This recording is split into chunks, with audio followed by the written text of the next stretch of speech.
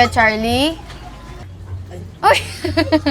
Kamustahin ka lang namin, kuya, ha? Kuya Charlie, salamat sa pagpapaunlak sa pagbukas ng pinto muli sa amin. Andito ko kami para kamustahin ka. So ngayon, kuya, matanong lang namin, no? Meron kaming natanggap na impormasyon. Ang kwento sa amin, patay ka na raw, kuya. Anong masasabi mo dun? Yun nga ma'am, nagulat rin ako nung sinabi nila na may nag-upload na patay na daw ako, may video pa daw sila. Binaril daw ako, pati ako nagulat rin. Pero nag-ano naman ako doon ma'am na sabi ko buhay na buhay ako. Hindi totoo yung lumalabas ng mga balita. Siguro, hindi ko alam kung saan galing yan. Ano lang, hindi totoo na binaril ako. Kasi wala naman akong kaaway. Sa lahat ng nagpapakalat ng video na yon, kung ano man yung layunin mo, good luck sa'yo. Ipagdadasal ko pa rin na gabayan ka pa rin ng Panginoon kahit na ganyan ang ginagawa mo sa akin. Kung sino ka man, pinapatawad na kita. Saka sa lahat ng mga tao na nag-alala tungkol sa kalagayan namin na akala na patay na ako, nandito ako buhay na buhay sa harapan nyo ngayon. Dito kay Sherlyn, ano ho ba yung mga nangyari? Nung pag-alis nila sa Jinsan, text sila sa akin na hindi na nila ibalik yung bata. Nasaktan talaga ako kasi hindi na nila ibalik ang bata. Tapos ang dami nilang sinasabi. Pero okay lang sa akin lahat na pagbibintang nila sa akin. Sabi ko na ako pupunta talaga doon, kukunin ko talagang bata. Patay kung patay, sabi ko. Hindi naman ako natatakot mamatay. Kasi ayaw ko lang talaga na mahiwala yung isang anak ko. Hininga niya ako ng pera para si Sherlyn. Hininga niya ako ng pera na para ibalik ko yung anak ko. Binigyan ko siya ng pera para ibalik lang niyang bata. Nung binalik niya na nung linggo, ang nagsundo sa kanya si Edwin. Paano mo yan nalaman, kuya? Ang anak ko. Alam na, sinabi pa nga niya sa anak ko na, ito si Tito Edwin mo, tito mo to. Tapos nagpaiwan si Edwin doon sa bahay daw na malaki. Siyempre, layo naman ang bahay ni Edwin, siguro sa hotel. Tapos, binigyan nila ng 200 yung bata para hindi daw magsabi sa akin. Sabihin daw na nagsundo, si Sinsin. Sinsin daw pa. Hindi ko rin alam. Basta sabi ni Orly, dili daw si Edwin ang nagsundo. Hi, Orly. Okay lang ba? Tatanong si Tita AJ? Anong ginawa niyo doon sa probinsya? Sa Pulumulok? Wala lang. Sino nag-alaga sa'yo doon? Mamang nakop. Tapos, di ba, baby, bumalik ka na dito. Nung pagbaba mo ng airplane, sino nagsundo? Si Edwin. Ano itsura? Pangit. Sino ba si Edwin? Nang bagong asawa ni Mama Sweet. Nakita mo siya? Tapos ano sabi niya sa'yo? Dito daw na ko siya. Sino nagsabi? Si Mama Sweet Sweet? Dili. Edwin. Kuya, nung pagkakwento sa'yo ng anak mo, yung tungkol doon, anong naramdaman mo?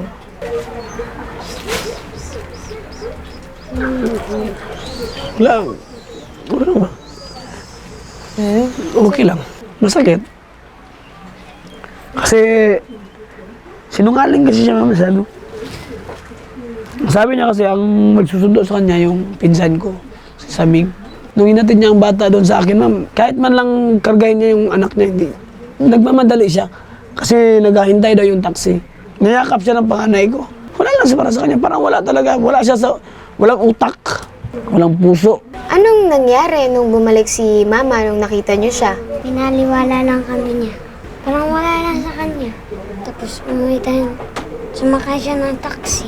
Nagmamadali si Mama dahil may hinihintay siya. Nagtaka ako dahil nagmamadali si Mama. Kuya Charlie, di ba? Nandun ka.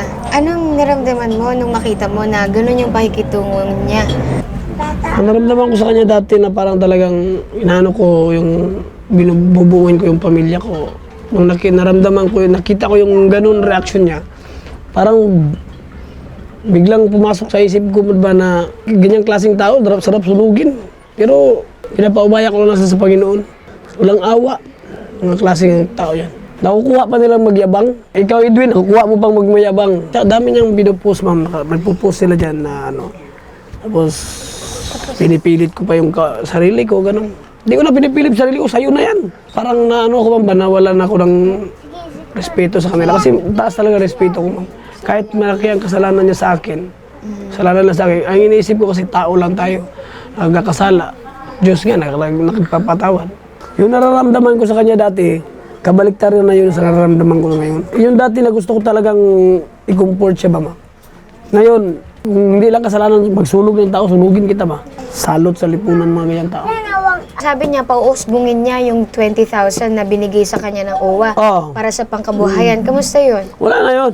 Ako pa sinisisi. Kaya wala daw siya sa sarili dahil sa ginawa ko. Sabi ko, bakit ako palagi mo ginablame? Hindi ba karating dito ang issue kung hindi mo ginawa? Ang kalandian niya, ma'am. Ngayon lang nila narinig sa bunganga ko. Pero talagang nasobra na. Sobrang umaapaw na. Pinipilit agad na ako na magalit. Pero kung nagalit man ako ngayon, bukas wala na yun. Etong si Edwin, ano ba yung mga impormasyon na alam mo tungkol sa kanya sa mga nagdaang araw? Yun nga, ma'am, nagmamayabang. Hindi ko na lang maano kay tumataas dugo ko sa kanya. Baka hanggang bunganga ka lang, Brad. Pero, peace na lang. Sa'yo na yan. Pinagsawaan ko na yan. Ano ba yung alam mo sa pagitan ni Sherlyn at ni Edwin ngayon? Matibay ang relasyon lang, ma'am, kasi may basbas sa pamilya niya eh. May basbas sa magulang niya, mga sinungaling yan. So, kamusta sila kuya? Nasaan sila o kung ano man? Nung nakarang araw, nasa Pampanga sila.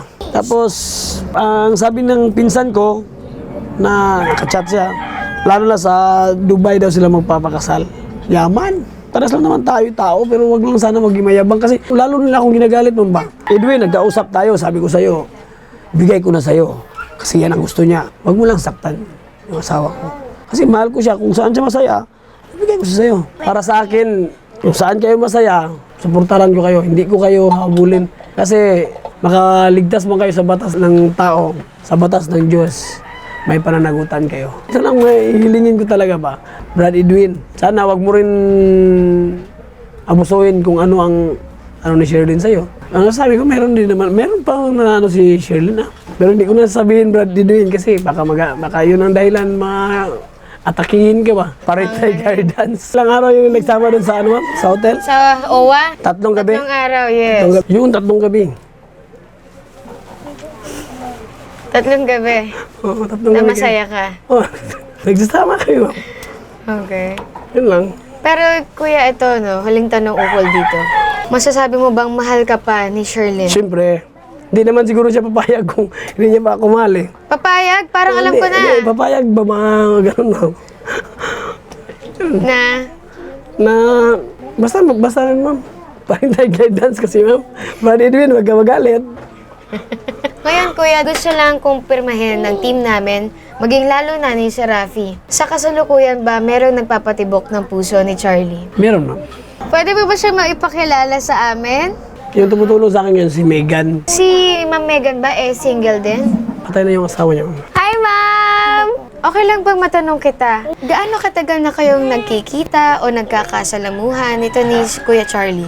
Mula nung linggo na sinunod namin yung bata. Sabi ko sa kay Charlene, Day, yung asawa mo, magkataon na mawala, yung mga anak mo, ikaw ang kukupkop niyan. Babalik yan sa'yo kasi ikaw ang nanay. So, matanggap mo ba yan na pagdating ng panahon na yung anak mo, yung ginawa mo ngayon, maisumbat sa'yo.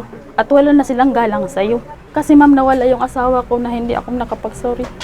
Ngayon, nandito ko sa kanya kasi nga, tinutulungan ko siya. Anong dahilan?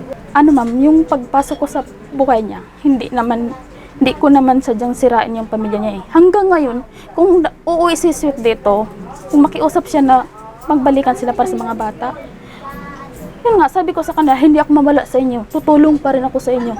Kumbaga, kaya ka nandito, tama ba? Para kahit papano, mapunan yung kakulangan sa pamilya ni Charlie. Yung sa mga bata talaga po. Nasa anong estado ang palagayan ng loob ninyo ni Charlie? Sa amin lang ngayon, parang lang, turing ko sa kanya, yung malapit na talaga na kaibigan, na pwedeng mapagkatiwalaan yung sarili ko sa kanya. Saka yung yung pagtulong ko sa kanya, wala akong hinahangad na kapalit. Kung sabihin nila pera lang ni Charlie ang hinahanap ko, yung inang habol ko, bigay niya yung pera niya sa asawa niya. Kaya namin mag-umpisa kahit walang piso. Sanay na ako dito eh. Nung time na sinundo ko yung mga bata, ma'am, sumakay kami sa taxi. Sobrang saya nila. Sabi nila, yehe, kompleto na may mama na kami. Talaga? Grabing iyak ko nun, ma'am. Grabing iyak ko talaga. Yun ang dahilan din na parang hindi ko sila maiwan-iwan. Actually, sir, ang gwapo mo naman talaga! Wala sa mukha yung kagwapuhan ng isang tao. Nasaan? Nasa puso po. Talaga. Masasabi mo bang gwapo si Sir Charlie? Sa labas at loob po. Kamusta ba si Ma'am Megan na bilang kasama ninyo sa araw-araw? Okay lang po. Yung ano ko, kanina yung project ko na portfolio siya nagawa. Nandito lang ako kasi nakapokus ako dito kasi umpisa na. Tinutulungan mo Oo, sila? saka nakiusap siya na umpisahan din niya yung palengke bukas. Kaya hindi pwedeng mag-isa, hindi niya kaya eh. Paano niyo tawagin si Ate Megan? Mama! Ma'am Megan, sobrang salamat ha kasi handa kang humarap sa amin tsaka linawin kung ano ba yung Hindi mga... naman, wala naman po akong dapat ika-attack. Sa ngayon ba, ano ba yung pinagkakaabalahan mo ngayon, Charlie? Yun ma'am, kumuha ako ng pisto doon sa palengke. Tapos? Kabayad na ako doon. Baka magsimula na ako bukas sa karnehan. Okay, tapos? Saka itong online business. Daming nag-order na ma'am na mga OFW na ipapadala sa Leyte, sa ano ma'am, marami ma'am. Talaga? Naku, nakakatuwa kuya. Hanggang kailan itong ganito? Habang buhay ma'am. Kaya kung malalaman ko naman kung talagang itataguyod ko talaga ma'am, pipilitin kong itataguyod. Kung malas man ako sa unang mga pagkakataon. Ngayon, malaking pagbabago talaga.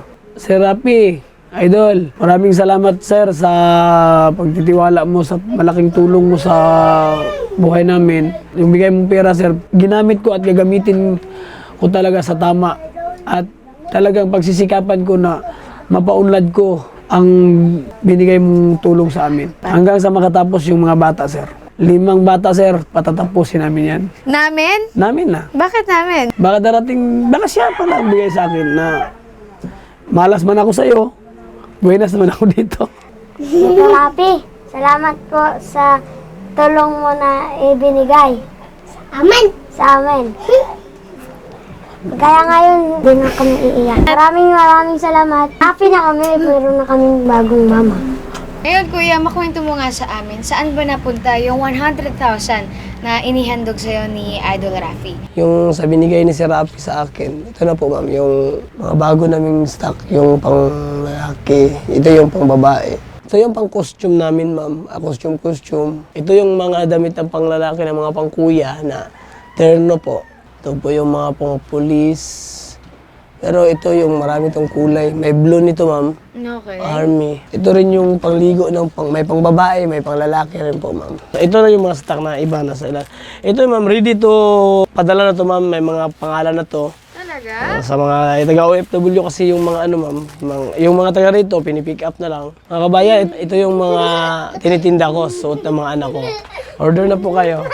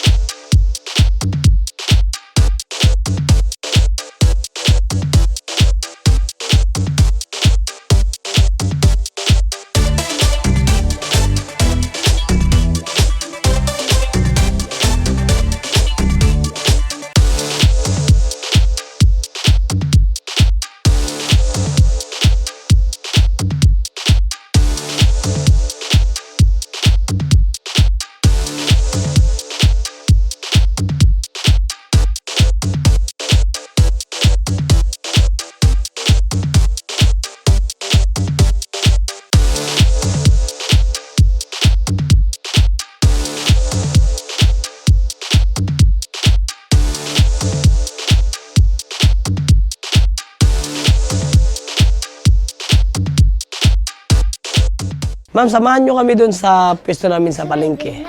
Okay. Ano bang tinitinda mo kuya? Yung karne ma'am, karne ng baboy. Karne.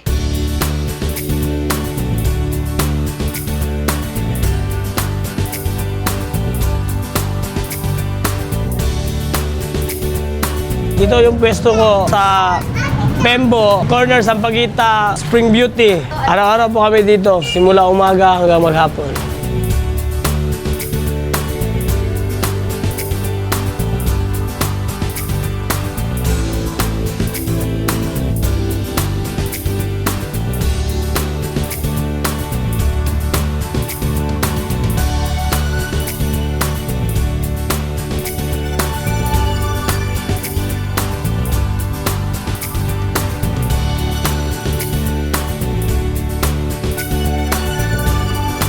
para po sa binibenta kong mga na RTWs sa online ko, makikita nyo po lahat sa account ko na Buhay at Luzada Charlie at sa Luzada Charlie.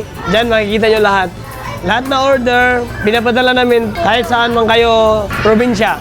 Kaya pinapadeliver namin. I-PM nyo ako, bibigay ko sa inyo ang details sa lahat. Bili na kayo mga suki.